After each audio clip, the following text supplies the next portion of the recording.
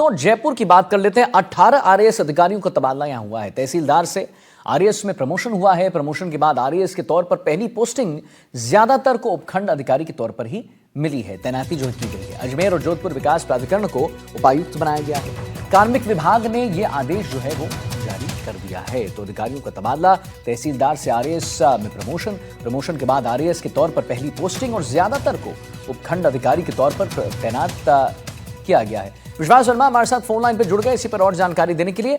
जी विश्वास, जरा विस्तार से जानकारी दें इसके बारे में। 18 आरएएस अधिकारियों का तबादला हो गया है यहाँ पर। जी बिल्कुल, देखिए लगातार जिस तरीके से राजस्थान का जो पूरा ब्यूरोक्रेसी है उसमें बदलाव चल रहे हैं। कहीं भी आरपीएस के पिछली बार तबादले हुए, उससे पहले आईएएस के तबादले हुए थे, उससे पहले आईपीएस ऑफिसर्स के तबादले हुए थे। तो ये जो पूरा नया जिस तरीके से जो बदलाव है वो चल रहा है, उसी क्रम में अभी 18 आरएएस अधिकारियों के तबादले हुए हैं।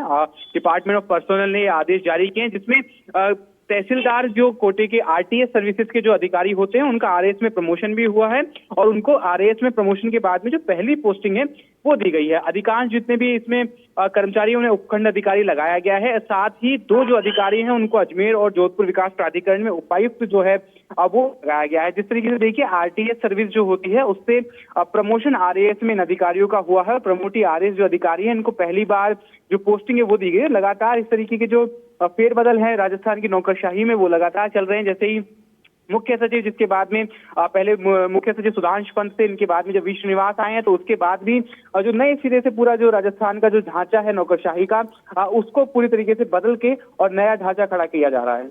चलिए ठीक है विश्वास, बहुत बहुत धन्यवाद आपका महत्वपूर्ण जानकारी देने के लिए विश्वास। अब चलिए आगे बढ़ेंगे, बाड़मेर की ओर चलते हैं। गुड़ामलानी एसडीएम दफ्तर पर हंगामा हुआ है। बीजेपी प्रधान और एसडीएम के बीच एक तीखी बहस देखने को मिली। 11 सूत्री मांगों को लेकर किसान संघर्ष समिति का धरना देखने को मिला है।